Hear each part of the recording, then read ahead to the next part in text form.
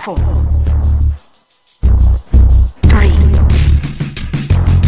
2, 1.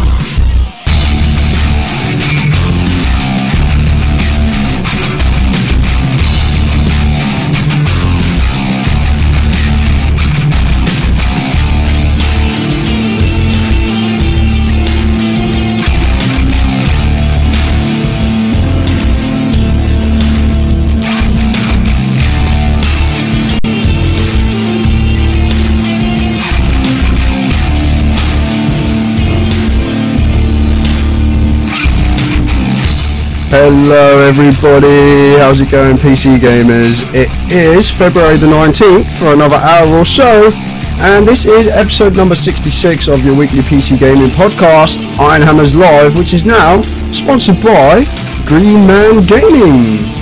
So, if you want to buy some PC game guys, and you want to support us, and you want to support a nice small UK based retailer of PC games, you can support us both by heading to gmg.ironhammers.org.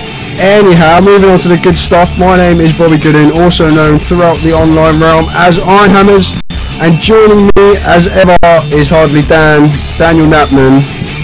How are you doing, buddy?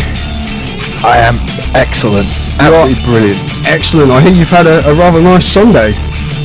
I've had a fantastic weekend in general, actually. Yeah? But today has been fantastic. Yeah, I got up around 11ish, picked up a friend of mine, I haven't seen her for ages, from Linton, dropped her off at my local pub, cooked a lovely roast duck.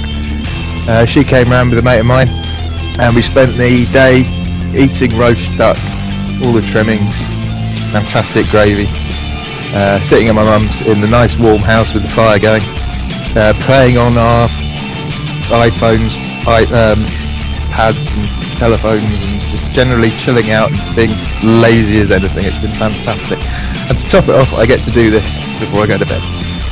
What could be better than doing this, Dan? Exactly. And yesterday I spent watching crap films. What crap films? Come on, give us a list. How crap? Timeline. Timeline. I haven't even heard of that one. Yeah. It must be fairly crap. It's got that Scottish comedian, the old one. Frankie Boyle. Dyed his beard purple. Billy Connolly. Billy Connolly, yeah, he plays an archaeologist and he gets sent back in time. I think I've actually seen that. I think I have actually seen that. Yeah, it's got that guy from the Fast and Furious, the first Fast and Furious, whatever it is, Fast and Furious, I guess the first one was. I think so. Yeah, and Anna Friel. Who? Anna Friel. She famously played that woman in Emmerdale, had a lesbian kiss, apparently. I don't know, I never watched it. A woman in Emmerdale who had a lesbian kiss. You know an awful lot. But anyway, that's nothing to do with gaming. Well, it was in the news about 15 years ago. Maybe longer. I don't know. Dan's retained that knowledge ever since. Because he knew this one day it could become quite useful. Well done, Dan. Was there any other awfully terrible films that you would like to share with us? Yeah, I started watching Max Payne. Ah. See, I've never actually watched Max Payne before, believe it or not. Oh God, it's awful. It really is terrible. Such a disappointment. I went to the pub.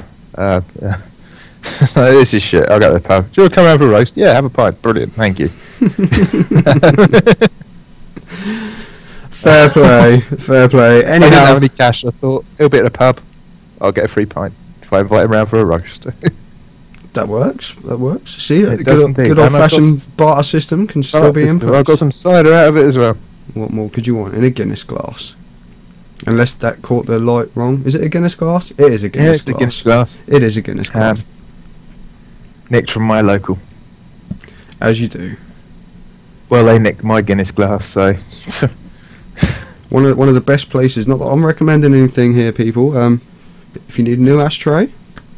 Although these days, it's probably not so much the case because everyone has to smoke outside, don't they? Yeah. Yeah. Makes finding pint glasses even easier because people take their drinks out with them. I guess that does, but it probably makes finding ashtrays a little bit more difficult because everyone probably just uses the floor. Anyhow, before we spend the whole night talking about bad movies and acquiring things from local or public houses, shall we talk about some PC gaming news? Yeah, right. Go on in! Twist my arm.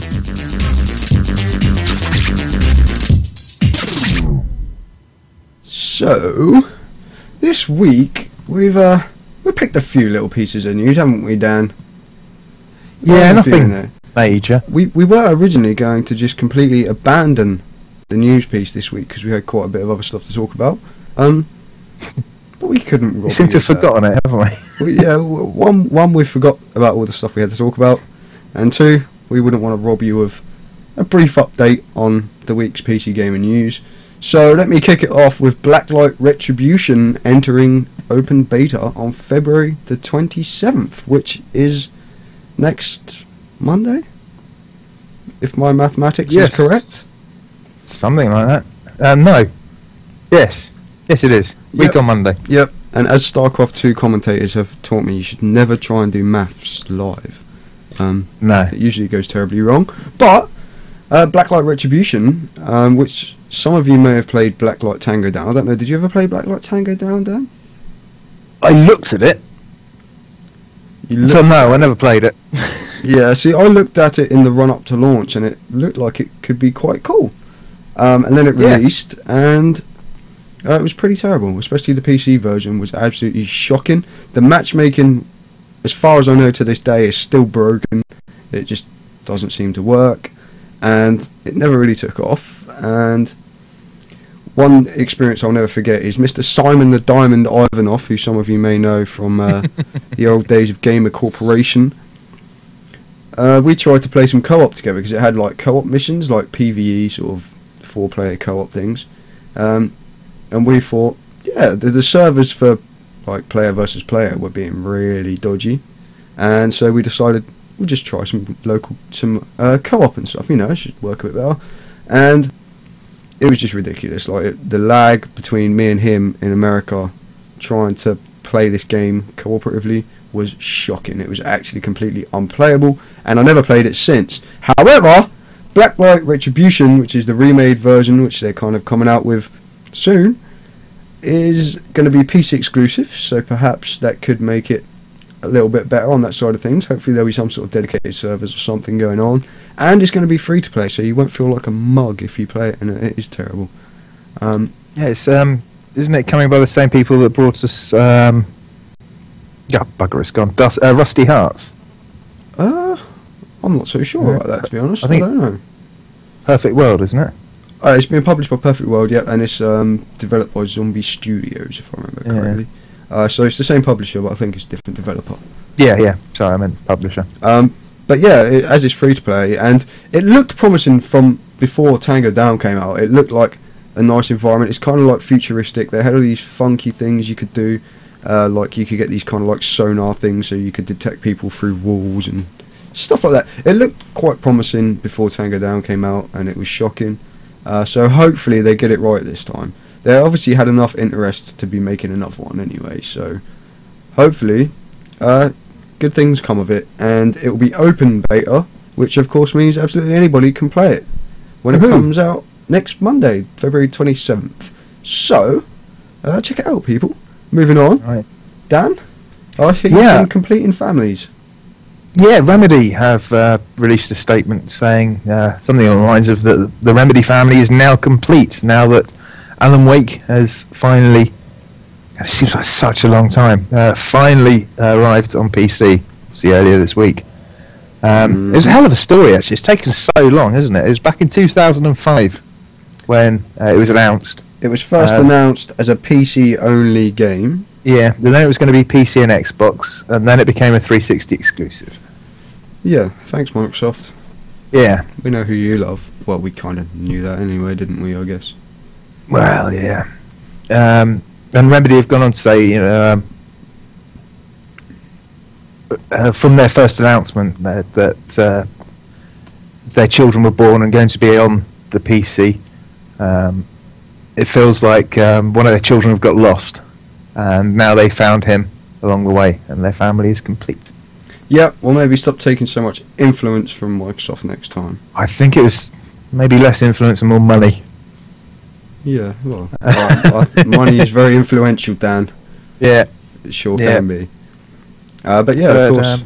Fantastic to see it on the PC. It belongs on the PC. It's a fantastic game, and the Xbox version, which I played all the way through, was great, but it's not man enough to really render all those lighting effects perfectly. So it's and I've seen some of the screenshots that are comparing the two, and it looks like they have put in quite a bit of effort on the PC version. So, despite it coming out so long after the console version, it looks like they've done a good job of it at least. Yeah, it maybe doesn't look quite as new and sparkly as something brand new would, but it still looks like it's holding its own, doesn't it? It looks pretty nice. I haven't played it yet, but so much everybody's told me it's one to check out, so I'm going to have to get around to it eventually. It's one to play at night with the lights off and headphones or surround sound. Yeah, I can't do that stuff. God, man up. Fear broke me, man. I'm a broken man since I played Fear. I'm telling you. I've never been the same again. Anyway, next piece of news this week comes from Razer, and they are launching a whole bunch in the light of Mass Effect 3's release next month. A whole bunch of peripherals branded with Mass Effect stuff, as they seem to do with most of EA's big releases. And I have to say, this is some of my favourite branded stuff that I've seen Razer come out with. It's nice looking, isn't it? It's quite subtle. Yeah, that's the thing about it that I kind of like. It's just kind of, there's basically there's about one of everything that Razer do. There's a mouse, there's a keyboard. I can't remember the exact models. I think it's the Black Widow Ultimate that you get. The mouse is the Imperator, I believe. Then there's a double-sided mouse mat, of which I've only seen one side, so I don't know what the other side looks like. But it's got this cool, like, scratched effect on it. It looks like it's been beaten up a bit. It looks quite kind of like beaten up battle armour. Yeah, man, it looks cool. And then there's I'm trying to think what else opposed to cake armour. There's the 360 controller, the Razer Onza. There's a Mass Effect version of that. That looks quite nice. It does. There's a bag, the messenger bag that Razer do. They do you may have seen the StarCraft one before, and that looks really nice, man, with the Mass Effect stuff on. I'd quite happily have a man bag if that was my man bag. Yeah, man. I have a man bag anyway. It has it's kind of got like a carbon fibery sort of look on it, hasn't it, man? Just with the subtle N7 logo on it, it looks so nice. And I'm trying to think if there was anything else that they announced for this. Did you say the headset? Oh, there's a headset. It's a 360 headset, so I don't really count that. I think you can probably plug it into your computer, but I'm not sure. Most 360 headsets, it'll probably work fine on the computer. It probably will. But the fact that Razer are advertising it as a 360 headset, go away. But yeah, it's all kind of got funky red backlighting on, and like you say, it's quite subtle. It's got the kind of red, white, and black of the N7 stuff on it, hasn't it, man? I'm really tempted to dig out my old Humbrol paints and some masking tape and maybe do I'd fail so miserably. I'll just leave my keyboard alone. It's probably safer. Things like that, man. Anything to do with like detail or painting or anything. I can paint big stuff. I can paint a wall just about. Yeah. As long as I don't go around the edges, it's alright. I can even do the cutting in. I just can't. Actually, I used to be quite good at Citadel miniatures, but straight lines. Yeah, that's that's like not even worth trying for me, man. It's terrible. And I so want to get into playing Warhammer, but not being able to paint doesn't preclude you. Well, no. You just got to find a friend that really loves painting them, and he'll do it for you. Or just play with some really terrible looking models. Yeah, or just don't paint them. Yeah, just have those. Yeah. Yeah. They're all Terminators. They're all the same. It's okay. They're all just black. It's fine. Don't worry about it, people. I'm still going to win. I was thinking about the lead miniatures. Oh, the lead ones as well. Yeah. They cost lots of money, man. They do. But yeah, Razer have launched a whole bunch of Mass Effect peripherals, and you can check them out. I think it's razorzone.com/ME3. That might be wrong. I don't know. Something along. I'm sure if you go to razorzone.com, there'll be a fucking great picture of them that you can click on and find the right link. I think so. Anyway, Dan, did you have a wedding to attend last week? No, I didn't. You didn't? You could have done. Well, I did, but I didn't go because I completely forgot about it. Spiraled into my own pit of despair. As you so often do. Yeah. But as we spoke Valentine's about Day. previously, Rift were trying to break a world record with their marriage thing. Yeah. Did they do it? They apparently did, Dan. They apparently did.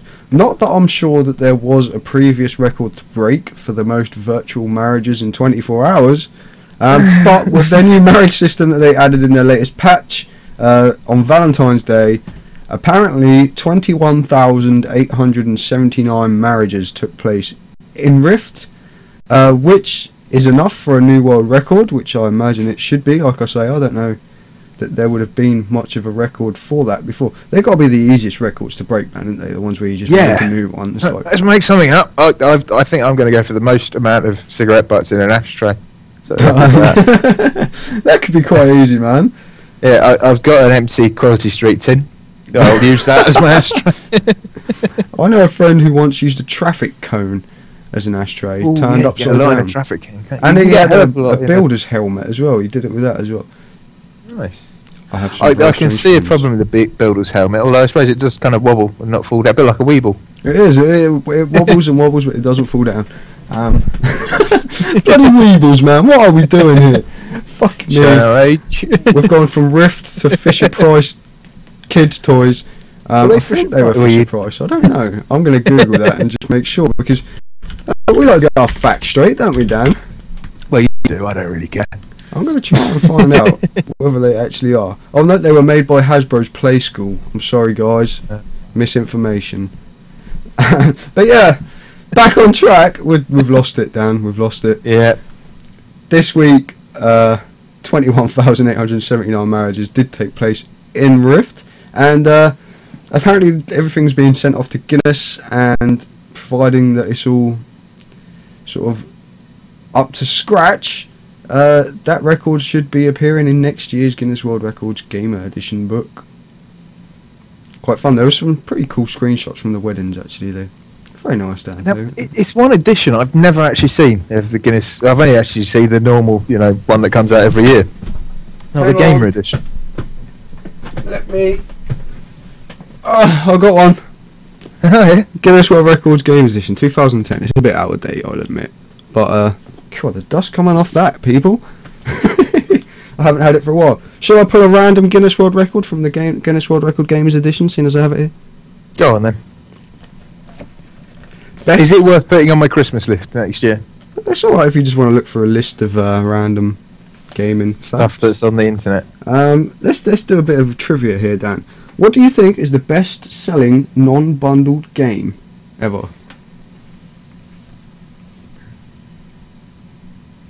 I'm gonna have to press you for an answer, Dan. Super Mario No, on the GBA. no, No, sorry, on the Game Boy even. no. It was We Play. Oh, we play. Oh, We Play fair because enough. it came with a free remote. That is why everybody bought that one. Yeah. Because it was the cheapest way to get a second remote. Would you like another question, Dan? Not really. I'm going to give you one anyway. I'm going to give you one because on the fly. Right, what have we got here? Trying to find one that you might at least have a chance of answering. I mean, I don't want to completely hang you out to dry. The highest grossing video game of all time. Oh, that's whatever the Modern Warfare was that year. No. Highest grossing, not Jesus highest Christ. selling, highest grossing. Which one's Highest made the most grossing. money, Dan? World of Warcraft. You got it! You got it! World of Warcraft. World of Warcraft. Nice job. Nice job. What was the first ever turn-based strategy game? The first ever. Oh, jeez. Pong. I guess that could pass. But it was actually called Tactics. Computer game of Tactics. armoured combat on the Eastern Front. Tactics, by noted games designer Chris Crawford from the USA, is widely regarded as the first ever turn-based strategy game. Initially released in 1978 for the Commodore PET, Tactics was subsequently published for other systems including the Apple II, TRS-80 and the Atari 8-bit family. The game sees players take command of a lone German panzer group of up to 8 tanks, with orders to make the last stand against an overwhelming computer-controlled Soviet tank force. Now I'm going to give you one more, Dan. I'm going to give you one more, and then we're going to move on from this random, completely out of nowhere. There's a picture of Steve Weeby there. He's the world record holder for Donkey Kong. Does he wobble? Actually, he doesn't. He actually doesn't. What can I find you for our next piece of trivia? The best-selling game on any Sega platform. Oh, it's bound to be some Sonic version, surely. Mm-hmm. Need to pick one. Well, let's see. Does it cover? Is it on one platform that it sold the most on, or does it matter if it was over several platforms? I think it's on one platform. I don't know. Because you could get Sonic 1 and 2. Yeah, I don't think it counts like if you bought it on XBLA and stuff. I think it was on the actual. Well, no. I was thinking because it came out on the Master System 2. It did come out on the Master System and the Mega Drive at the same time. And the Game Gear. It was on the Game Gear too, although the Game Gear version was slightly different, if I remember correctly. It was, yeah. But you could get that converter and play the Master System version on the Game Gear. You could do that also, but you're going to Still pick one. Pick a Sonic game then. You got it. Sonic the Hedgehog 2, released on the Mega Drive in 1992, went on to become the biggest selling game across all Sega platforms. Thanks to the character's US and European appeal, the title managed to sell 6 million units worldwide. And I close the Guinness World Records 2010 Gamer Edition, which has a must-have for gaming fans of gaming, by Kotaku. Apparently. Yeah, shall we move on, Dan, to our last piece of news, which is kind of a pseudo news, we could call it. Yeah, might as well. Extra Life, the charity we support every single year. Their website isn't up and running yet, but they have announced the day of their challenge this year, which is October the 20th, Saturday. I'll be playing 24 hours of Grid in the Le Mans 24-hour race. And he'll be trying to make me do it with him. If anyone else wants to join me, you're welcome to. If you don't, I don't blame you. But we will both be doing it. Whether I'll be playing Grid for 24 hours is another thing. And also if we can sort out a live stream again. We will, and we shall be doing it, and anybody can obviously take part. So start thinking about it, guys, if you want to do 24 hours gaming and raise a bit of money for charity. Join our team. For Extra Life, and you can join our team, and you can do it with us, and we'll set up some kind of multi-stream thing, and we'll jump onto Skype or TeamSpeak or something, and hopefully raise some money for sick kids. Yeah, so 6 really lucky children. 6 really lucky children will just get loads of money. Hopefully, last year we did it as part of the VG Hub team, and we raised a ridiculous amount of money altogether. Bobby and I didn't do so well, but we broke the target. So it was over $3,000, I think, in the end. Yeah, we did good. It wasn't bad. It wasn't bad at all. But on that note, I think it's time to take a quick break, Dan. I think we've just about got through our news. So let's take a quick break, guys. And when we return, we'll be talking about what we've been up to. Not necessarily this week. It's normally this week, but since we last did a show, there's been a few things we've been playing, a few things we've been doing. We're going to discuss it all when we come back, including the Mass Effect 3 demo. I guess some of you guys in the chat room have been playing that too. We wouldn't mind knowing what you think. Let us know, and we'll be right back after this.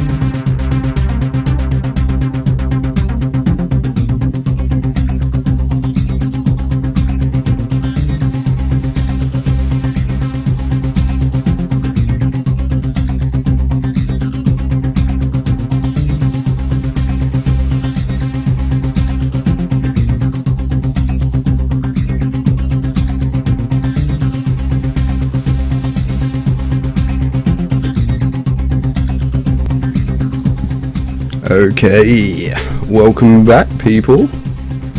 Hope you enjoyed that rather generic music playing in the background there.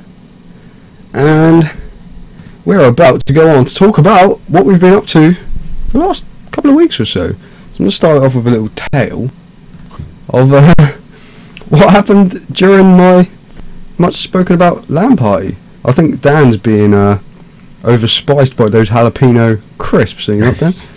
Yeah. They're not getting a bit eye-watering for you, are they? That was it. I think I found the one with all the flavouring. There's always one. There's always one. Common Troll loves generic in the chat room, so somebody enjoyed it. Touched my eye. Oh, that wasn't wise. There was me putting Monster Energy drink in my eye, and I think jalapeno peppers could be slightly worse. Yeah, just slightly. Anyway, Dan, you're going to have to deal with it while I go on to talk about my LAN party events and how it was all going quite well until I decided to delete the main game we were planning to play that night. That was a bit silly, wasn't it, Dan? Yeah. So, as you all know, I've been on a bit of a Lord of the Rings online session just lately, and I've been playing a lot of it, and so have my friends. So, that was going to be the game of the night when we got together to play a bit of LAN action. It's not really LAN, I guess, in an MMO, but we were on a local network. It's kind of counts. And of course, anybody who's played Lord of the Rings Online will know that it's a fair-sized download, about 12 gigabytes. Yeah. It could take a little while to download it again if you decide to accidentally delete it, shall we say. But how, Bobby, you might say, did you manage to delete a game by mistake on your computer? Now let me explain. Midway through the night, we decided that we were going to have a little session. Seeing as it was LAN, we were on a LAN, we were going to play. No, Dan, it wasn't the drink or anything like that. We decided to play a bit of Lord of the Rings Battle for Middle-earth 2, which is an RTS game that some of you might know, something that I used to play an awful lot, and EA took the servers offline just recently, last year, so you can't play it online anymore. So we were on a LAN, and it was, let's play Lord of the Rings Battle for Middle-earth 2. So I installed it and patched it, and for some reason, even though we were on the same patch, me and my friend, it wouldn't say that we were on the same version when we booted up the game. I've had that issue with that before. We managed to get it running eventually, and then 5 minutes into a game, it just said that my friend had lost and that I'd won, as if he'd left the game. And so we were like, okay. I'm like, you sure you didn't press like a shortcut or something to quit the game? And he's like, I don't think so. So we tried another game, and surely as had to be the case, the same thing happened again, except I lost this time. It kicked me out this time. So it didn't seem to be working. So we were like, well, I'll just uninstall it and reinstall it, and maybe we'll get the same version number. Well, I went into add and remove programs on Windows, and the icon for Battle of Middle-earth 2 and the icon for Lord of the Rings Online are both rings of the golden colour. Yeah. And They're remarkably similar, aren't they? they are exactly the same. One's a slightly different shade of yellow. Yeah. That's right, I clicked on Lord of the Rings Online and clicked uninstall, didn't I?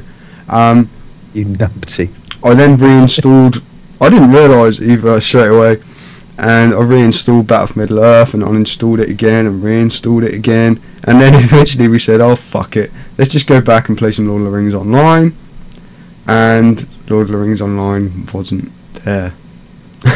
So I searched and searched my computer to find out where the hell it could have gone, and then it clicked that I'd clicked the wrong one on uninstall. How foolish of me. You could have been up and playing with it in half an hour. How's that, Dan? You can transfer pretty much all of the data you need from a mate's computer. I could have done that. I didn't think of that. What I did try and do was restore my Windows back to a previous point in time. And as anybody, I've never ever done a system restore type Windows thing on my own computer. I've done it on other people's computers just to fix it quick, but I would never normally do it on my own computer. But I was desperate, and as you can imagine, Windows has not been the same ever since. And yeah, I ended up re-downloading Lord of the Rings Online, and guess what happened? My friend was then leaving in the morning, and my download was 95% complete, and my friend unplugged his computer. He unplugged mine instead. He pulled out the wrong extension cable and unplugged my computer, so I downloaded it again, and then it bugged out somehow, and I ended up downloading it 3 times before I managed to get it working again. And like I say, Windows hasn't been the same since, so a Windows reinstall is going to have to happen when I can actually be bothered to do it, because it's the worst process to have to do ever, especially when you've got as much shit on your computer as what I have. So yeah, that was kind of an eventful night. It was a good night. We had fun. Should have played LOL. Yeah, we should have probably just played LOL or something instead. But yeah, that was that story, just in case anybody cared. And if I was still doing a bitch of the week, that would have probably been it. I think it probably would have. But Yeah, that'd be a lesson to anyone out there. If you're at a LAN, follow your power lead to the plug. yep, do that. And if you're going to uninstall something, be certain that you're uninstalling the right thing. And another thing to always do if you're going to have a little LAN with your friends is to find a bloody list of games that you're going to play beforehand, and make sure that everybody has them installed and up to date and everything else before you get there, because otherwise you spend the whole night just uninstalling and deleting games that you don't want to really delete. Or, play LOL. Or play LOL.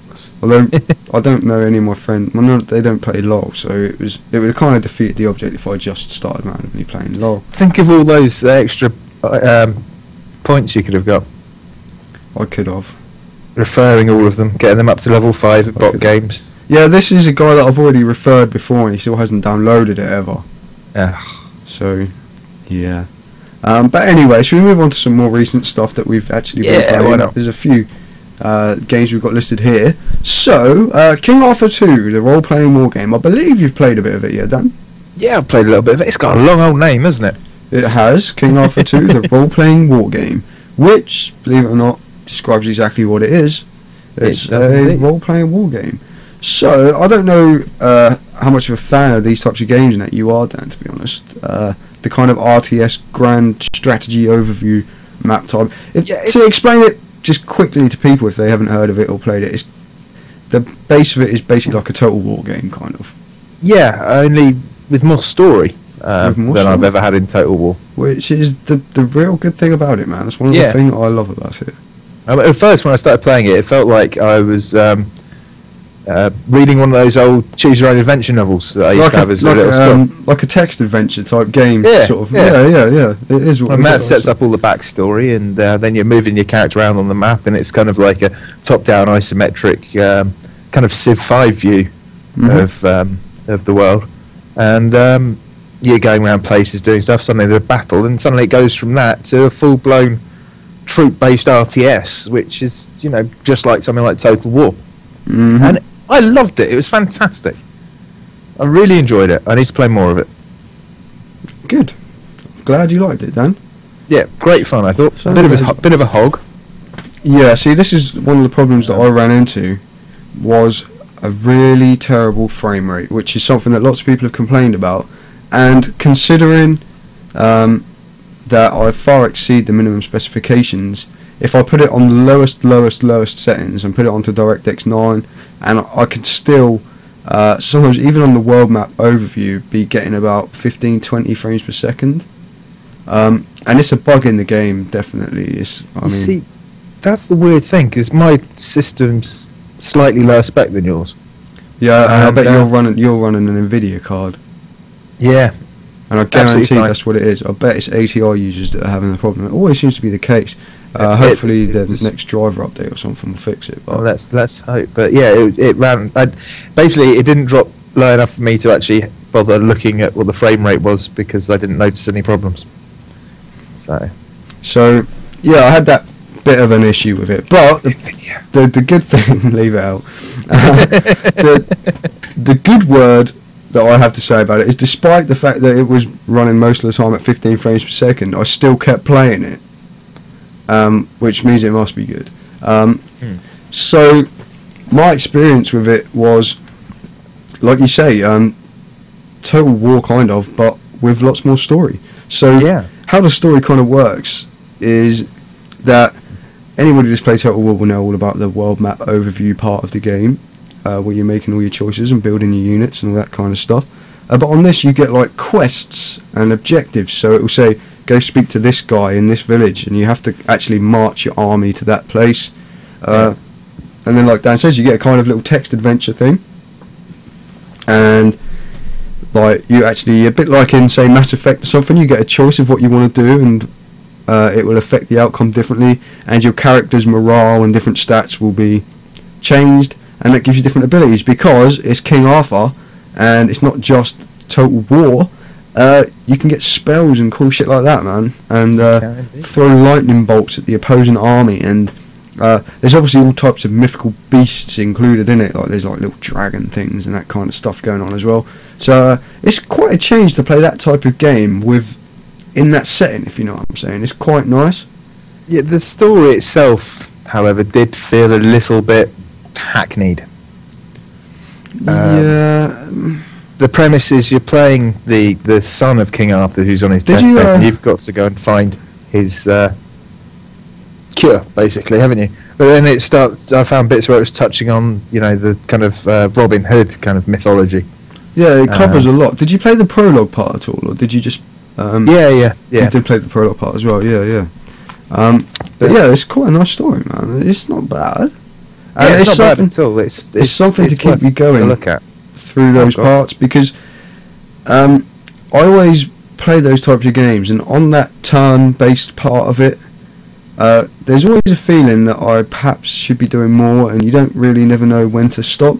So you end up accidentally spending all your money on one turn because you feel like there could be something more you could do, or you should maybe make more stuff, or you should research more stuff and things like that. But this, especially something like Civ 5, where you think, oh, I've got to spend. Oh shit, I'm broke. yeah, exactly, man. But with that, it kind of gives you something extra to do in that part, and it makes it feel a bit more complete. There's something about it. Now, the actual battle part of it has a few problems in my eyes. The AI is a bit stupid. Wonky. Yeah. Yeah. Your units just seem to not really follow orders very well. That was what I They found. I found they kind of go in the general direction you told them to go Yeah, in. they do. They might attack, And it's when if they felt like it. Well, the attack part was what seemed to get me, because obviously these games are all about formations and kind of keeping your archers behind cover and using your pikes and stuff at the front, and all that kind of stuff. And it seemed to be that they would stay in formation, but then as soon as an enemy came near, they were all just like, I'm going to get him, I'm going to get him, I'm going to get him. And then your whole formation would just dissipate into a big, like a termite nest almost of people running around away from a kettle. Yeah, it just got a little bit messy during the actual fights. So, one thing I will say on the developers' part is that they've patched it about 12 times since it came out about 12 days ago. 13 could be the charm. Sorry? 13th time could be the charm. It could be, but the developers are at least definitely trying to work out the problems with it. The UI is a little bit lacking compared to like Total War. I mean, the pedigree of the Total War games is obviously far superior, so you can't expect it to be that great. So much more experience, haven't they? Exactly, man. But it's got a lot going for it, man. And the first one I didn't play an awful lot. It just didn't really get me. But this one, like I say, I've been playing it with a 15 frames per second frame rate, so there's something good in there. And I really like the idea of this role-playing type aspect. Yeah, it's a nice kind of amalgamation of a couple of decent genres. It certainly is, man. It certainly is. Could perhaps do with a decent name for itself that wasn't quite such a mouthful for a genre. Perhaps they didn't have to be so sort of to the point with their naming scheme when they named it, but I guess it gets the idea across. Well worth a look. Yeah, definitely worth a look. Is there a demo out for it? Paradox normally have a demo out, so I would imagine that there is a demo for it, but I'm not certain. But if you're into those types of like Total War, I hate to always compare games to other games, but with this, like, it is like Total War. But if you're into that kind of stuff, then definitely worth checking it out, because it is quite fun, and it is nice to have that different take on it from a kind of fantastical genre, if you know what I mean, or setting. I'm enjoying it. I'm just wishing that it would, if it ran more smoothly, I'm sure I would have played even more than what I already have. But like I say, I think it's an ATI problem.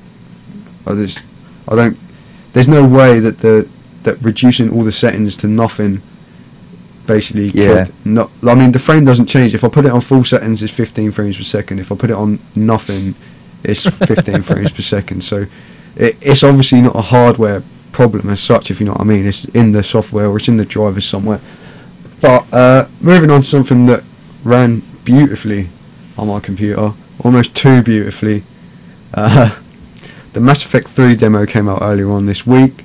I was almost reduced to tears of excitement when I first booted it up, and so good, wasn't it? I may as well just flop my dick out and wank one off right now, because that's the only way I can see you. I'll put the camera on Dan only while I do it. But I don't know what else to say about it, man. It is fucking amazing. Now, neither of us have played the multiplayer part yet, so we can't comment on that. Have you completed the single player yet? Because you kind of stopped. Because that's what I was then commenting. I played the first part of it, and I couldn't move on, because I'm guessing most people listening have probably played the demo by now.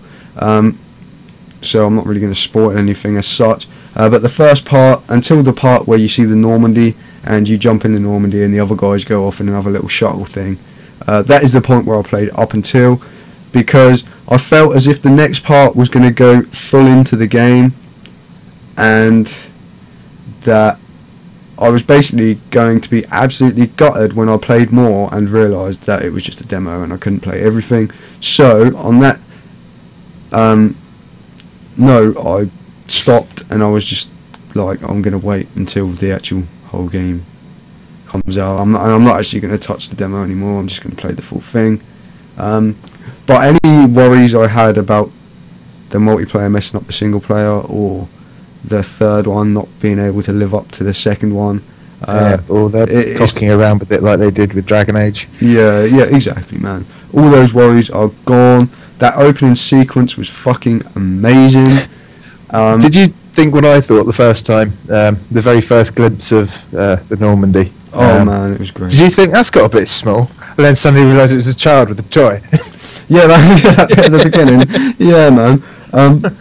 That was just so cool, man. Like for a camera shot in a game as such, like it was really cinematic. Oh, it was great. It was great. And these extra, like you say about cinematic, and another thing I was worried about was they're kind of putting these kind of like cinematic events that happen in the game, kind of like big explosions and stuff. Kind of like what would happen in, say, Modern Warfare or something.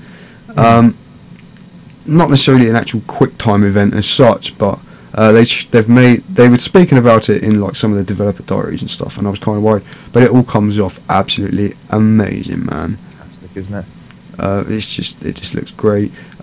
Once again, something I said in my tweets after I played it, like that series just makes me care about the characters who are in it. Like, yeah. Well, I think it's, we've all of us have played, from the first all the way through to the end of the second. It's not that long, I suppose. But we also put so much time and effort into our own shepherds. Yeah, and just into that. We want to know what happens to them, because we've all kind of developed our own characters and we've put stuff into it. We want to know how he dies. And once again, they're throwing you into the shit at the beginning, like. Yeah, kind of like how it was in Mass Effect 2 when you're on the Normandy and everything's blowing up around you and stuff. Wait. I know, man. But when's it basically, coming out? March the 2nd, I think the date is. Oh crap! I need to put some money aside. It's not that far off at all, man. Not that far off at all. It's not midnight yet. I'll do it then. But it just makes you. I don't know, man. There was that, like I say about how it makes you care about the characters, and there was that part in the demo, and like I say, I don't care if I'm spoiling it. It's a demo. If you haven't played it, it's up to you. There's that part in the demo where there's the little boy in the in the air vent. In the ducts, yeah. And it's like a character that you've never come across before, and you see him for seconds. Yeah. Basically, he's got no significance to the story or anything. He might have in that game later on. I don't know. But at that point in time, you've never seen this kid before, really. And instantly, you just care about this poor little boy in the air vent, like, so much, and it makes you feel so sorry for him, even though you've only just laid eyes upon this character. And then, later on, when you're getting into the Normandy, and you see the little boy climbing into the shuttle, and he's kind of trying to get his leg into the thing because he's so tiny, and I don't know, man, I don't know whether it's me, like, a kind of sentimental thing, because I've got a child and I kind of, like, empathise with that. If you missed the next couple of frames, because you said you didn't know if he was in the rest of the game. Oh, no, what I'm saying is, after he gets into that shuttle at the end, maybe he reappears later on in the game. I don't know what happens I don't after think that. so, because the end of that scene, which you obviously missed, something happens. Really? Yeah. It's like the very end of the scene. You must have missed it. Does the shuttle end up being exploded or something? Yeah, well, there's the huge Reaper ship that comes down, and 2 shuttles take off, and both of them get annihilated. I saw that, but I didn't see the shuttles get annihilated. No, yeah. So they get blown out of the sky. You're telling me now, live on air, that poor little kid didn't make it down?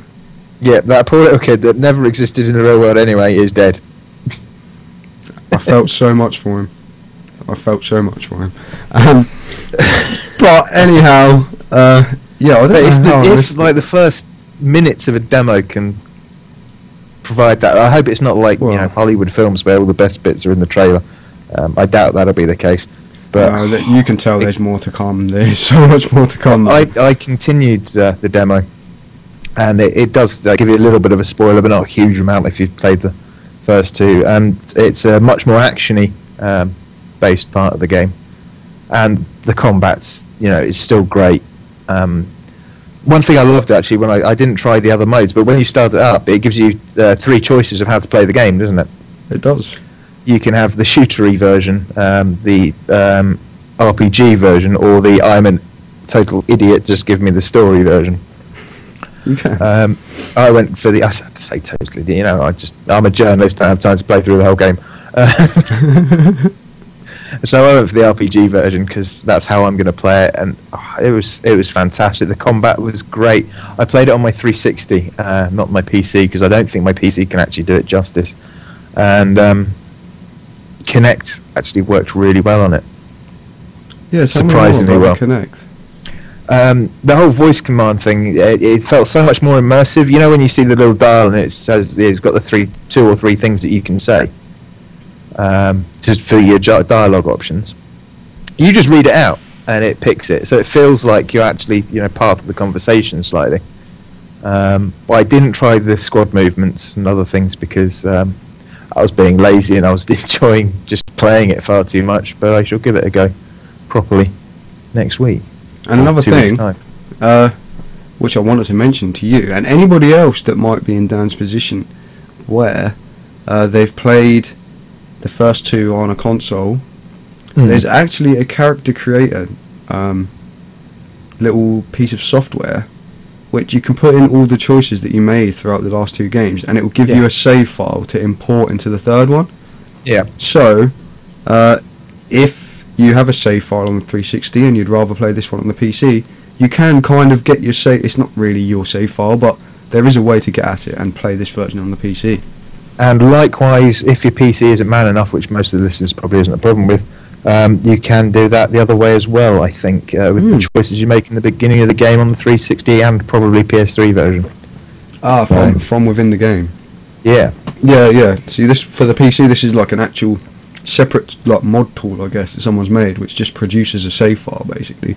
Cool.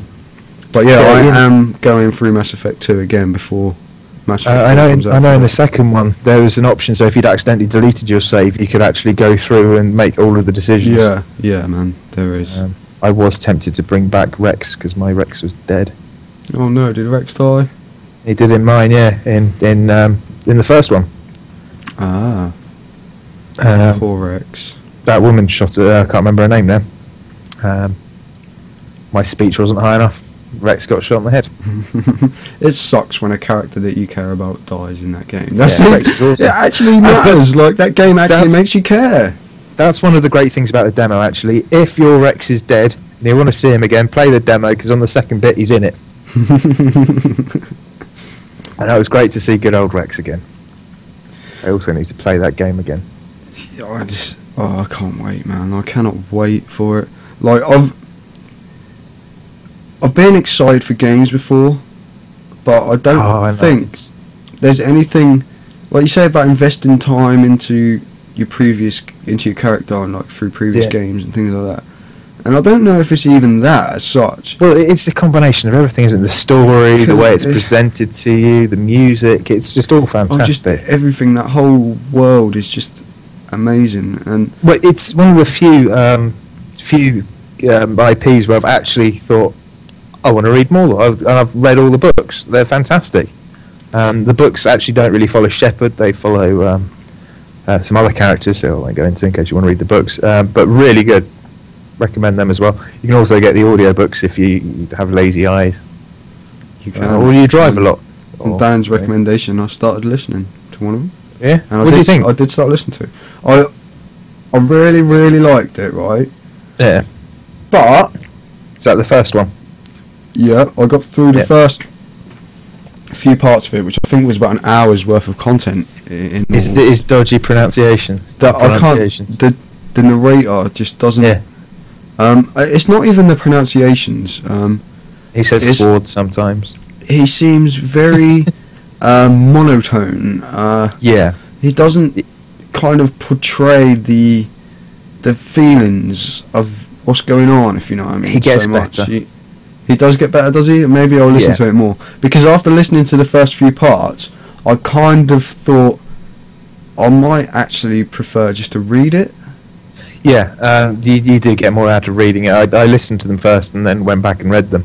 But the third one, when I listened to that, after listening to the first two, obviously, it just had me in complete rapture. I couldn't stop listening to it. It was so good. They are definitely great. Completely sidestep. There's stuff to do with the elusive man in the second and third book. And it's kind of parallel stories to the events in Mass Effect. Fantastic. Really worth getting. I did thoroughly enjoy while I listened to it, but that demo has just... Oh man, I just can't wait to play that game so much. I don't think there's another game I've looked forward to as much as this. Well, until the demo came out, I was doing my best not to get excited about Mass Effect 3 because I really wanted it to be good, and I was worried so much about it being terrible. Then I played the demo, and now time cannot move fast enough. I know, man. I know. I mirror that entirely. I mean, that is exactly how I felt. I was a little bit concerned because, I mean, everyone has to admit BioWare have kind of been a little bit funny lately, if you know what I'm saying. Yeah, they've dropped the ball a couple of times, haven't they? Yeah, well, I mean, Dragon Age 2 was obviously... it was still a good game, I'm not going to doubt that, but it had its did problems. drop that ball. And the same with Star Wars The Old Republic. Yeah. It doesn't seem to... BioWare are talking about how they've got like 2 million people have bought it or something, but I don't know how many of them are going to stick around once they're like, actually subscribed, once their free 30 days or whatever it is runs out. I don't know. I know quite a few people have unsubscribed. Well, yeah, same here. I know plenty of people that played the first like 30 days that you get with the box and haven't subscribed since. Someone got a reminder saying that T1 whatever missed her. And she was like, you know what, screw you. That's below the belt. I'm unsubscribing. And, you know, all of the emails are going straight into spam. Yeah, I've heard a few people. Because a lot of people apparently... because I played the beta, I haven't played the actual game, but I played the beta. And apparently the first 20 levels are like a really... Because there's a lot of story-heavy stuff in it. And like the first 20 levels or so are... like a single player BioWare game, and it's really good because what I played was quite compelling. I quite enjoyed it, but apparently once you get past that kind of introductory story kind of part, it kind of hasn't got any of the MMO stuff to keep you playing, which I mean it's a problem that most MMOs had. Rift suffer from it when it first came out because there just wasn't enough end game content and people were getting through the beginning stuff way too quickly. But I can't really comment because I haven't played it myself.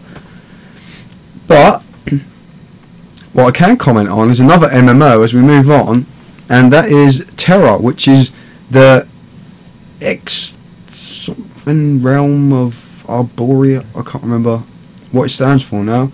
I don't know, something realm of Arborea, the European version of Terra, and I'm not so sure about it. The closed beta is running this weekend. They run a sneak peek event a couple of weeks back, which went tits up. And then it never actually happened, so then they ended up running it during the week. But the first proper closed beta has been running this weekend, and I've put in a few hours of it. I haven't had a lot of time to play it, and because it's a closed beta, it's kind of in certain time schedules that you have to actually play it, and I don't know. I know I gave you a beta key down. I don't know if you've had a chance to download it and actually play it yet. Did you get around to it? I think I've downloaded it. I don't think that's. I think that's about it. Yeah, man. Which is fair play. But I played, like I said, I played a few hours of it, and it's. I'm not sure, man. It's beautiful. I'll say that to start with. It's possibly the most beautiful MMO I've seen, aside from Guild Wars 2, I would say, but that doesn't really count because it's not out yet. But it looks really, really nice. It's kind of heavily it's been out in Korea for a while, basically. They're now making a European version, which is what this closed beta is for.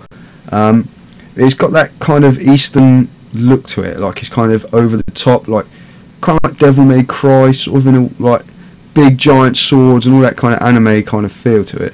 But the world and the characters and the races and stuff are all very interesting. And the big change that it has over other MMOs is that it's kind of like real-time fighting as such. So there's none of this like turn-based things, and that's what makes it quite weird. Like when you're running around, it's kind of like a third-person shooter. And my race is a melee race, melee class that I started playing with, called a Slayer, and he has a big giant sword. Basically, the big sword sold it. Oh, where's Slayer? That's why I picked it. But so I don't know if the range classes kind of have like a shooting feel to them, but you have a reticule and you kind of aiming, and as you move the mouse, the character turns with it. Whereas in the normal MMO, you normally have to click and move to turn, and so you still have a mouse cursor. So then on this, it kind of like it runs with the mouse, and it's actually like kind of optimized for a control pad as well. Like if you plug a controller in, all your skills come up at the bottom with a picture of the controller, and it will say like X is this skill. It has like a little logo for each skill to see which ones you've got mapped out onto the buttons. And I tried playing it with both, and they both felt fine. But I haven't played enough of it to really comment all that much. I mean, it was kind of like any other MMO. The introductory quests were kind of like here's how you kill things, go and kill 5 more. Here's how you W to move forwards. Yeah, here's how you learn a new skill when you level up. Go and learn a new skill and come back and all that kind of stuff. So I can't comment a lot on it overall. The combat feels quite nice. Like my character, obviously being a melee kind of damage dealing character, there's a lot of evasive stuff to it. So because it's in real time, you'll kind of be like swinging your sword, and then you'll see this big like kind of like, it looked a bit like an ent, this thing I was fighting, and you'll see it getting its arms up ready to stomp you down, and you've got like an evasive maneuver where you can roll out of the way, and it kind of livens up the combat. And I can imagine that when you get into like a group and you're playing it later on, that it will, all that stuff will come together and make it seem a whole lot better. But there's one big thing that's really bugging me about it at the moment, and that is the UI. The UI just doesn't seem like it's finished. I know it's only in closed beta at the moment, and release is set for May the 3rd or something, so we've got what, another 4 months, say 3-4 months before it actually releases. But the UI just, it's not prominent enough where you need to go for a quest, and the map, like you've got the main map, if you press M comes up, and then you've got a mini map, and then you've got another map which is kind of like a bigger map which is kind of overlaid on top of the screen. And the because you don't have a mouse cursor, because of the way it's you're running around and your mouse turns you, if you press Alt, then it kind of like changes the UI into a mouse based UI, so you can actually click on things, and it just doesn't seem finished. And the resolution, that my monitor is 1680 by 1050 resolution, and I had it on that resolution, and on that resolution the text was so tiny, even though it is the right resolution. You know how sometimes if you put something onto a far higher resolution than what your monitor is meant for, and everything's really tiny and you can't read it and it's a bit wrong, it just didn't seem, it seemed like that, like I was really having to look, and this was with my glasses on, I was having to really kind of look up close to kind of see what was happening. And while the game looks gorgeous, the server seemed a bit dodgy. It's in beta still, so it's hard to comment on all this stuff because it is still in the testing phases. But it seems pretty solid from the combat perspective. The races all seem really cool. It looks really, really nice. It's built in the Unreal Engine, I think, and it is really stunning, and there's a lot of cool stuff. And the way the intro scene, it's got nice full like cutscenes and stuff at the beginning, which some MMOs don't seem to have so much. And it's kind of got everything there, but the UI that is holding it together at the moment is kind of breaking the experience for me in a way, if you know what I mean. I mean, the UI is the way you interface with the game. Yeah, you don't want it to become an issue. And if you can't interface with the things that are good in the game, then that kind of breaks it for everybody. But I've not spoken to anybody else that's played it. I don't know if anybody else has kind of had the same experience with it as what I have. But I've only played a few hours, so granted, with an MMO that is very, very little time, so I haven't done any group based stuff, I haven't done any of the actual multiplayer stuff yet. But it's got something in there, but just doesn't quite seem to gel, all mainly because the UI just seems broken, and it doesn't seem explanatory enough, like what you've got to click on. Like, I don't know, like the icons and things don't seem so explanatory of what the icons actually do when you click them, so you find yourself hovering over stuff to try and find, but then you can't just hover over it, you have to press Alt to get your mouse cursor up in the first place and then hover over it. And I mean, I don't want to sound like I'm hating on it, because like I say, it's got some great things in there, but I'm hoping that that's not the final UI, because it just wasn't right, man. It just didn't quite get it for me. Yeah, you don't want it to, become something that kind of makes the game feel less immersive, because exactly, the poor design. Having said that, if it ends up being a fantastic game, you could easily forgive it, couldn't you? Yeah, you could, but I don't know how whether or not one should is another matter. I don't know how good it would have to be to make you forgive the UI, because in an MMO, like, it's UI the thing that far you're using more all the important. time. Like, say in an RPG, say like Skyrim, I've heard a few people complaining about the inventory system in Skyrim. It's a lot easier to get over that than what it is to get over the whole UI in an MMO, because everything revolves around that. A couple of neat things I noticed: if somebody talks in game in the chat channel and they're standing nearby, you can see a little chat bubble above their head which says what they've been saying, which is quite neat, because you automatically realise that's the person that's talking. Whereas normally you see somebody talk in the chat channel and you'll be looking around for names to see, like, if somebody wants to sell Tommy something. Two Fingers. Yeah, exactly. Somebody's saying, I want to sell 10 pieces of gold or something, you know, and then you want to buy it off them and you want to find them, well, you can instantly go to them because they'll have a big speech bubble that says, I want to sell whatever. Common Trial and Attack saying, thing is though, Terra is a lot more an RPG than an MMO. Although an MMO, it's an MMORPG, obviously.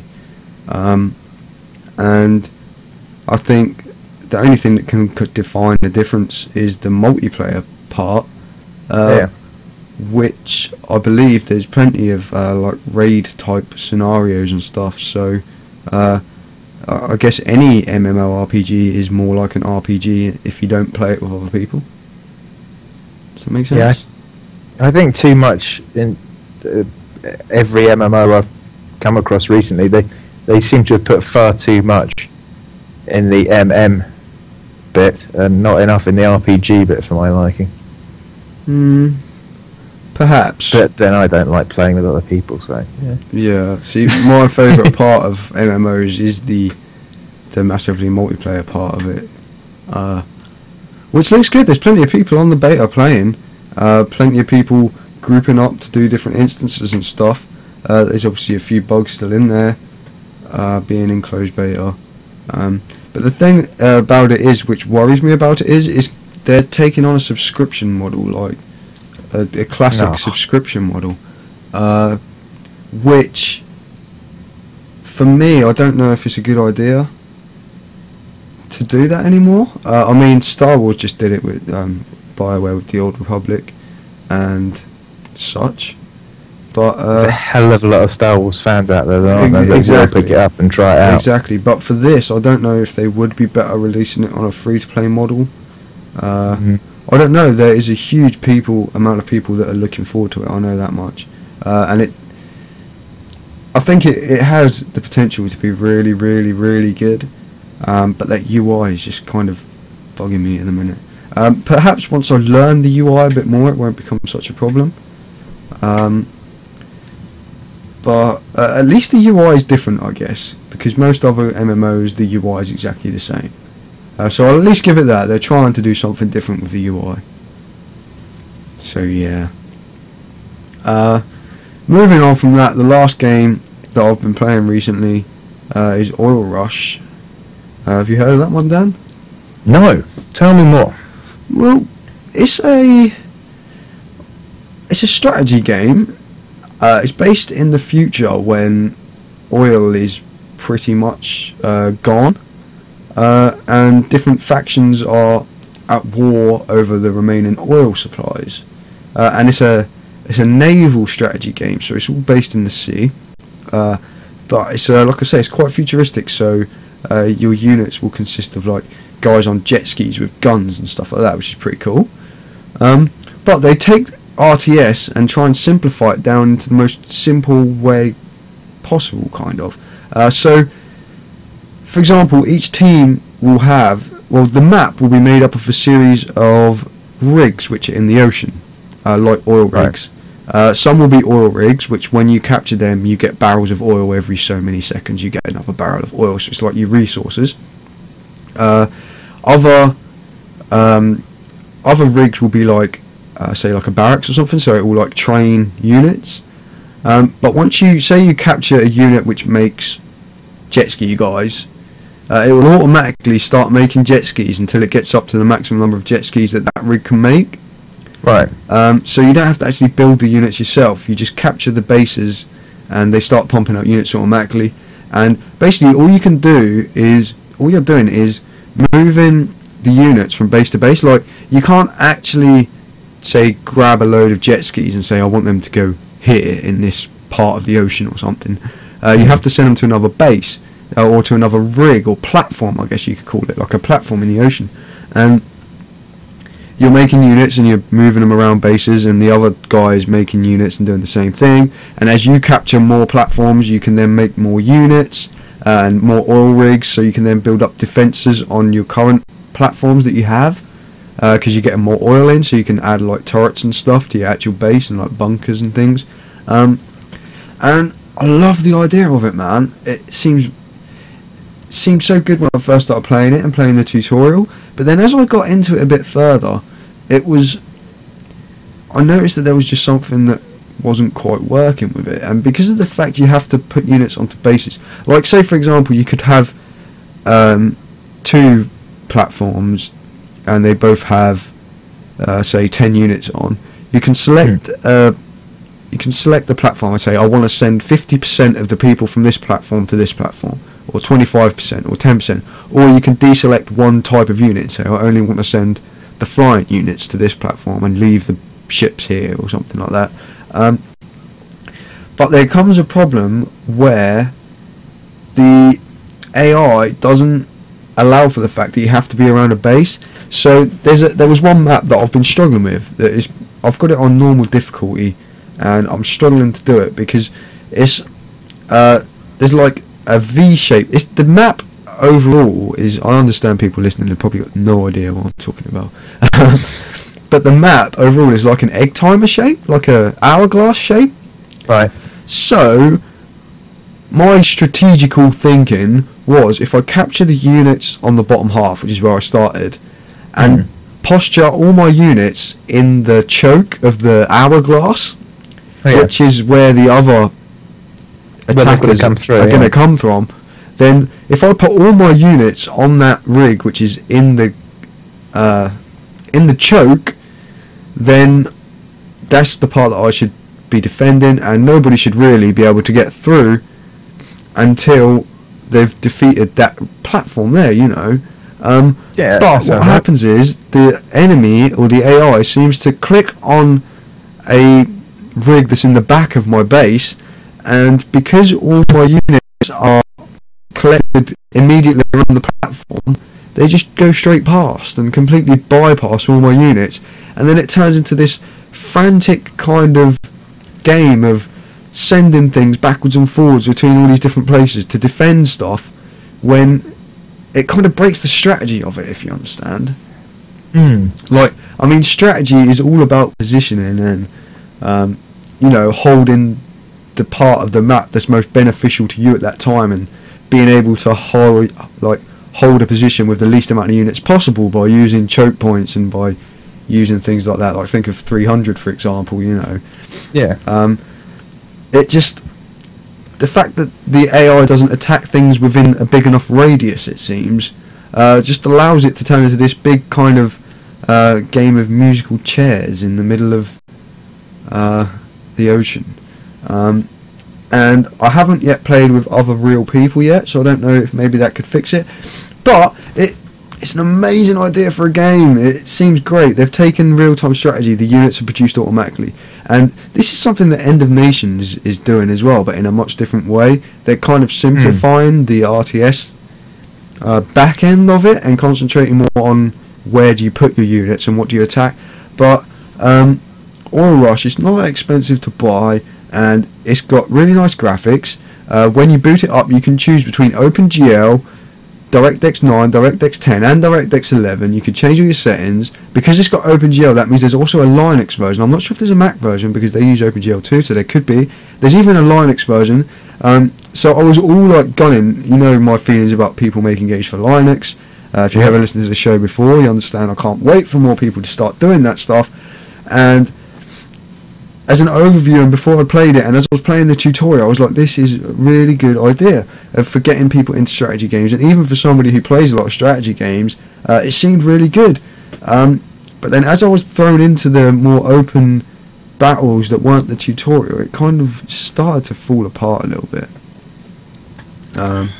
So yeah, it's whether it's me and I'm just not getting it, I don't know.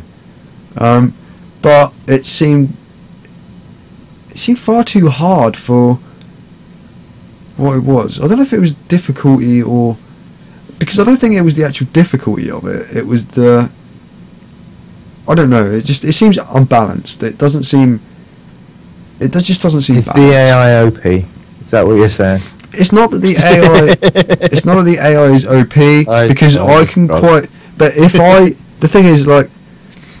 It's just they seem to be able to teleport to the back of you. Well, they can do it, but I can just click on a rig behind theirs, and I can bypass their choke point as well. But like, you would think that like. Say they did all come and get behind my defences somehow.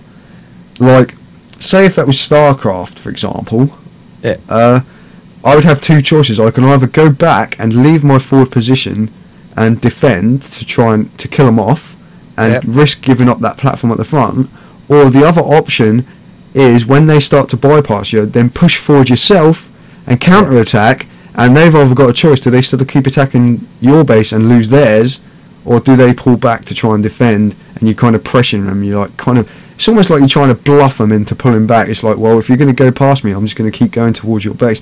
But it was the fact that they all hover around these little bases. And the other thing is, if we had two opposing platforms and I was sending my units to your platform and you were sending your units to my platform, well, you would expect an engagement to happen somewhere in between and the battle to take place, and whoever had the most units would win.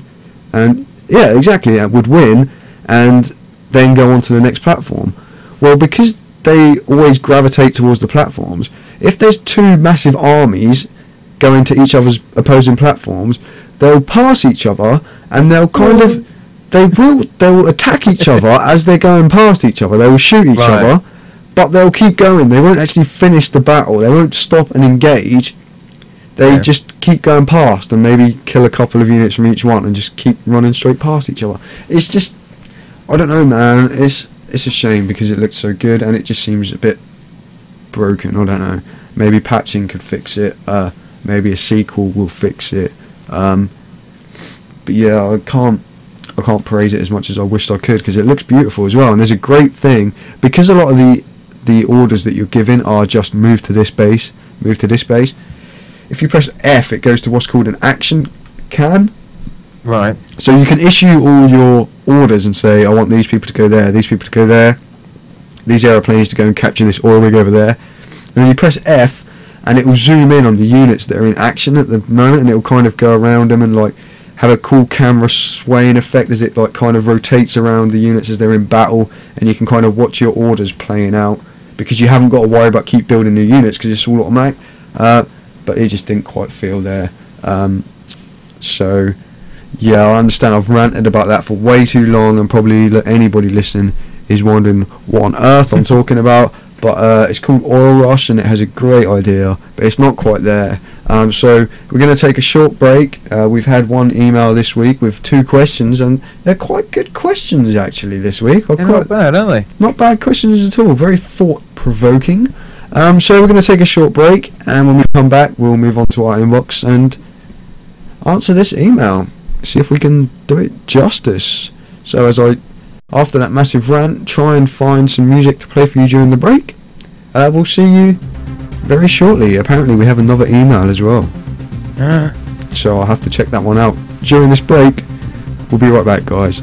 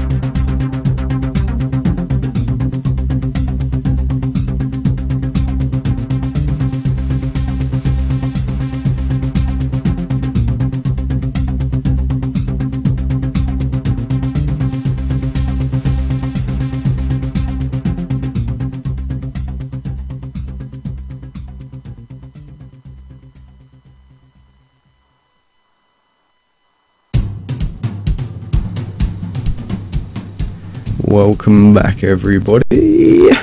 We have returned, and to comment on the generic music that Troll was mentioned in the chat room, he says how much he loves it. I'm sure that was sarcasm. Fodder says it sounds like something you'd hear on one of those phone-in quiz TV shows. I quite agree. But the reason for it is, as I just mentioned in the chat room to anyone else listening who's wondering, it's for copyright reasons. Now that our videos are going up onto YouTube, we can't really use proper music anymore. So it's best to play it safe, right, people? And use royalty-free music that we can use without any problems whatsoever. So, moving on from that, let's get on to our inbox. And first of all, the second email that we came in wasn't quite as thought-provoking as the first one that I'd mentioned before the break. It comes from our good friend Common Troll, and trolling in true nature, as he always does. It did, however, enlighten me something I didn't know, but let me just read it to you first. The subject was goodbye. Anybody that listens regularly may know where this is going. It says, I wanted you for life, you and me, in the wind. I never thought there would come a time that our story would end. It's hard to understand, but I guess I'll have to try. It's not easy to say goodbye. And it is apparently a Lionel Richie song. And a couple of weeks ago we had an email called Hello. But this one was called Goodbye, and it enlightened me to the fact that there was also a Lionel Richie song called Goodbye as well as Hello, because I never knew that before, Dan. Did you? No, but I think what Common Troll actually means there is that he's going to buy a 360 and no longer be a PC gamer. That could be what he's saying. See you later, Troll. Have fun on the other side. But yeah, I never knew that there was a Lionel Richie song called Goodbye as well as Hello. But I did Google it during the break and can confirm that it is true. There is in fact a Lionel Richie song entitled Goodbye. But moving on to our actual real email, which comes from Peter Gibbons, also known as Pete Red Dog on Twitter. He says, I've actually got a couple of questions, so I'll read them all out in one go and we'll kind of answer them one at a time. He says, number one, what do you think Windows 8 will bring to the PC gaming scene? Apart from the how do I turn off all this Metro shit and get my start button back? I mean, really, does Windows need an app store? It's already got one called the Internet. Part 2 of the question was, with the announcement that Civilization 5 is getting DLC, adding religion and espionage, which Civ 4 had from the start, is this a welcome refresh to the game or a shameless money grab? Cheers, Pete Red Dog, aka Peter Gibbons. So, for that first one, Dan, I'm going to question you on that first. What do you think Windows 8 will bring to the PC gaming scene? A lot of rage. Do you reckon? Yeah, there's just going to be so many people trolling about the Metro thing, which is really easy to get rid of by all accounts, so that's not an issue. I think a load of people are just going to see it as the marginalisation of PC gaming, especially with the whole touted Xbox 360 possible games on there, and you know, I don't think it's actually going to be a bad thing. If anything, it might even get more people into PC gaming. Whether or not it does, yet to be seen. I don't really think it's going to add anything or detract from anything. And yeah, okay, we got the whole gaming sensor. Well, that's kind of been there in one shape or form for a while now as part of Microsoft, and I can't see that changing anything.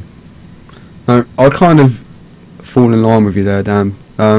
I wrote an article recently because there was news on the Windows 8 store, I think it's going to be called, which is the kind of like Windows App Store, I guess, like their equivalent of Apple's App Store. It's going to have all applications for Windows in it, and some of this new Metro stuff, the widgets and whatever they're going to call them. I don't really know what they're called as of yet, but I've already vowed that I don't see any reason for me to upgrade from 7 at the moment. There's nothing compelling for me. No. They're kind of pushing this Metro UI for touchscreen devices and stuff, which I can see could be quite cool if you've got a touchscreen device that can run Windows. But For me, it's really not a big deal. I'm just going to stick with 7 because it's not going to be like Vista. I can't see there's going to be DirectX 12, which is going to be Windows 8 only. I've just thought of something that could be awesome. What's that? With the whole touch screen. If you had to a dual monitor set up on one of them, for the sake of argument, was a touch screen. Wouldn't it be fantastic if that had your inventory on it and you could swipe things across onto the other screen and equip it? Or it was your map and you could just touch an area on the map and set a waypoint? That would be genius. That would be pretty cool. Although I think it's going to be such a tiny proportion of users that have that. I don't think it might come as a mod from somebody else, and it could be done on Windows 7 now. Anyway, you can still use a touchscreen. Well, yeah, it can be.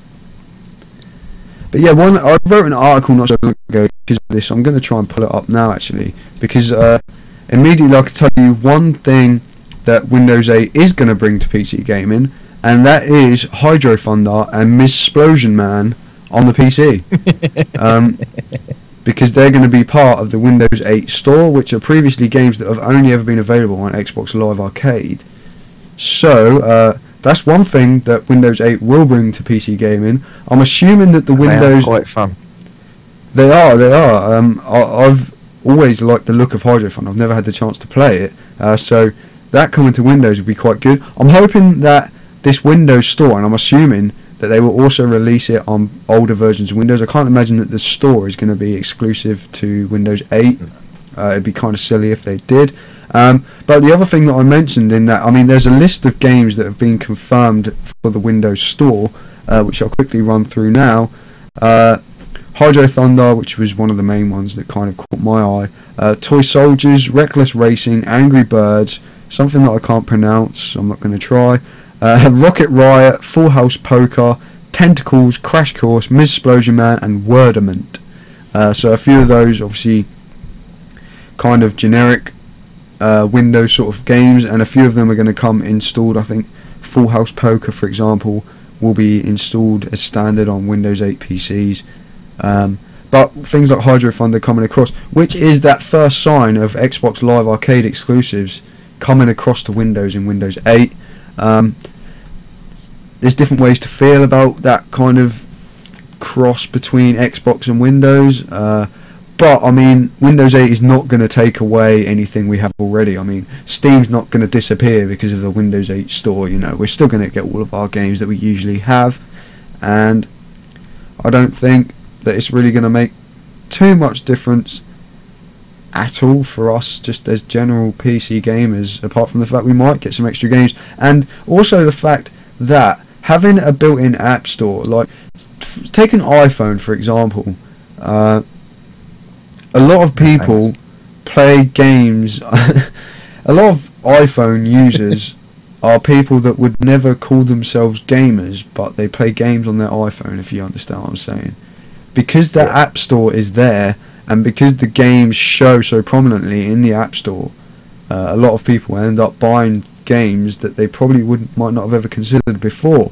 So, if anything, if this store is going to do anything for PC gaming, it is going to save people. Say for example, people who have bought a new laptop or something, and this store is built onto Windows when they buy it. They might see that laptop as a gaming platform because of this store, whereas previously they might never have dreamt of buying a game for their laptop from Steam, but because the store is there and Hydro Thunder is in the store, perhaps they might think, oh, actually, maybe I can play games on this, you know. And let's not forget that Apple are doing the same thing for their laptops and computers as well. Yeah, there's the Apple. It's not the App Store, is it? There's another one for the desktop game thing or whatever it is. There's a separate store for the actual Mac. For the Mac platform. I can't remember what it's called. Not surprising because I really don't delve into Macs. Apart from loving that all-in-one aluminium hardware shelf. Oh, it's so nice. That's pretty cool. On the MacBook Pros, but that's neither here nor there really. So to answer that question, that's kind of our thoughts on it. I hope that kind of gives you some insight as to what we're thinking of it. It could bring some new people into PC gaming, which is something that both me and Dan thought. Yeah, and it could anger a few people. It could anger a few people with the Xbox stuff, and it could make, if you don't let it, make absolutely no difference whatsoever. Just keep on PC gaming. Indeed. So for the second part of the question, was with the announcement of Civ 5 getting a DLC with religion and espionage, which is obviously something Civ 4 had from the start, is it a welcome refresh or a shameless money grab? Now, I don't actually own Civilization 5 yet. I'm ashamed to say it to this point. I don't own it. So I can't comment directly. I know Dan owns Civilization 5. Yep. But my thoughts from a kind of indirect point of view is that at this stage in the game, I don't see it as a shameless money grab. If they had done this a few months after Civilization 5 was released, then perhaps you could argue that perhaps it should have been in there from the start. But Civilization 5 has been out for such a long time now, I genuinely feel they're doing it to try and add something to the gameplay. Definitely. But what's your thoughts, Dan? I completely agree with you there. And if you look at the price points for the DLC at the moment on Steam, the most expensive thing is the double Civilization scenario pack, which gives you Spain and the Incas, which gives you a couple of bits of DLC for $4.49. So if it's going to cost that kind of mark, then no, it's not shameless cash, and it's adding extra ways to win the game for people that may well have won it using all the other different ways that you can win the game already. I've got a friend who just likes to win just by sheer dominance, and all he ever does is invade all the countries. He's not going to buy it, but there are people out there that like to be a bit more cerebral about their games and would perhaps like to get a religious victory. Yeah, see, I have that problem with like Civilization and even the Total War games and stuff. Like, I'm not very diplomatic in my video gaming. No, I mean, it certainly is the easiest way to win Civ, is just to kind of roll over everyone with massive futuristic vehicles. It's but also an easy way to lose as well in Yeah, things you like can- Total you War, because you just try and fight all the time and it just doesn't work. You realise you've got no economy and you've got no kind of yeah, all your people no- hate you. there's no sustainability to the idea of it. It just doesn't really work. Yeah. Um, So I welcome it, and I'm quite tempted to have a look at that. In fact, there's a lot of DLC I haven't bought for it yet, and I can buy the lot for £30. That's nearly the price of the whole game, Dan. The whole game, actually, the Game of the Year version is £30. You can just get the standard game for £20. I thought you were saying just the DLC on its own was £30, but that is for That's- the that's Game of all- the Year edition. No, that's the Game of the Year edition is £30. All the DLC available for it is £30. But I think I've got some of that already, so it's not going to cost me that much. Pick and choose, Dan. Pick and choose. Indeed. Not as bad as Railworks by any means with DLC. I agree, Troll. And I did pull your other email in just now, where he was asking us on our specs of our hardware. But I'm going to save it till next week because we're pushing 2 hours now, and we've been trying to condense the show down. I know we haven't done one for a while, so it's a little bit longer than usual, but I'm going to leave it at that for now. And not only will it entice Troll to come back and listen next week to hear the answer to his email, it will also assure us that we have at least one email for next week at the same time. So that was our inbox section, and if you would like to submit a question for next week, just send an email to podcast@ironhammers.org, or you can email me or Dan direct if you wish. Bobby@ironhammers.org and Dan@ironhammers.org. It's all pretty simple stuff, isn't it? Yeah, keep it simple. Simple as anything.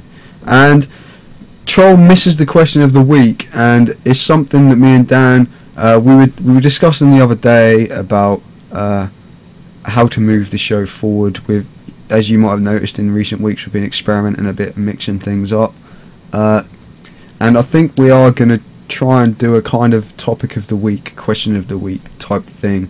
Me and Dan were discussing that earlier in the week. It may not be every week. May not be but every week. We'll see. But yeah, I think the question of the weeks were quite fun, and we did get a lot of response to them as well. So could definitely come back. Sorry, I've just seen an amazing deal. An amazing deal? Yeah, Major Nelson, Larry Herb, has just tweeted Civ 5 for $7.49. Now that is a good deal. On Amazon. Balls. Oh, is that an It's Amazon Amazon.com.co.uk. download? That's American. You Yeah. can't get it in the UK. Damn Yeah. you. God damn you Americans, and god damn this fragmental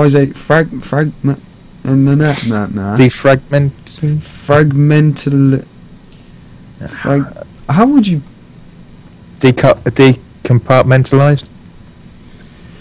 Compartmentalized even.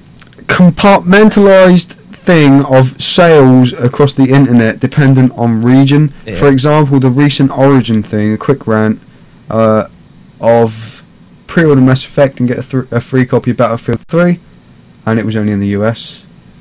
And Origin's deals where things have been only in the US, and it bugs me.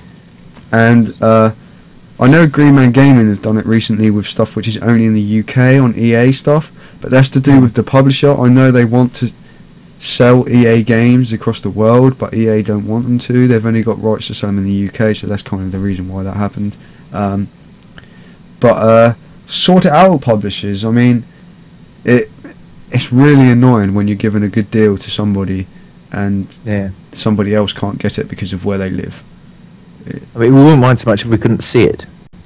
No, and then you pump it in our faces across your multinational social network accounts, and then realise that we can't get it. So, yeah, that sucks. And on that note, I think we'll leave it. So, Dan, do you have a single shout out for this week? Have you thought of it? Have I put you on the spot again? Quick shout out to, actually two, because you've always had two. Sammy and James, thanks for a fantastic Sunday afternoon. It was good. James, I've mentioned him before, JTANSLE on Twitter, and Sammy doesn't tweet, probably doesn't want your attention on Facebook, so I won't give that out. And my shout out this week goes to a game called Ravaged, which is currently being developed by Two Dawn Studios. Go and have a look at it. It's a first person shooter with a lot of vehicle based combat. That's in development now. I was tipped off about it by our good friend Crawl, who you may know on Twitter, and I've looked into it. I've arranged an interview with the guys who are making it, and it looks quite cool, so keep an eye out on it. So a shout out to a game. I think we might have another combined shout out to Common Troll in the chat room for giving us access to Super Monday Night Combat as well. We'll give him a shout out too, because trolls never get shout outs, as he says in the chat room. So Common Troll, is his Twitter a Common Troll, or is it just Common Troll? It's at Common Troll. At Common Troll. Go and follow him on Twitter. Everybody do it. Don't say we don't do anything for you, troll. And on that note, I shall just thank everybody for joining us. I shall thank Dan as ever. It's been a pleasure, man. And I shall say we will see you all next Sunday at 10 PM. And we weren't far off this time, guys. We were pretty close to 10, right? Wow. Closer than we were last week.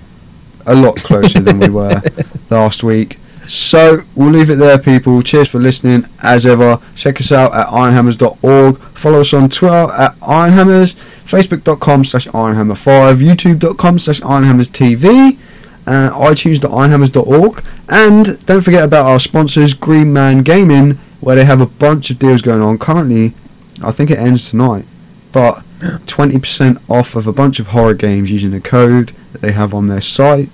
And you can get Dead Island for cheap. They did have Alan Wake, but they've run out now. So anybody that missed that one, you could have picked up Alan Wake for about 20 quid or something, I think. It was pretty damn cheap. But that one's done now. So I do try and tweet when they've got new deals on. And as I say, you can support both of us by going to gmg.ironhammers.org and buying your games from Green Man Gaming. So on that note, guys, we'll see you around this time next week. Well, not this time, because we'll probably be signing off, but... We'll probably still be here. Yeah. We probably will. We'll catch you later, guys. Cheers for coming. Have a good week.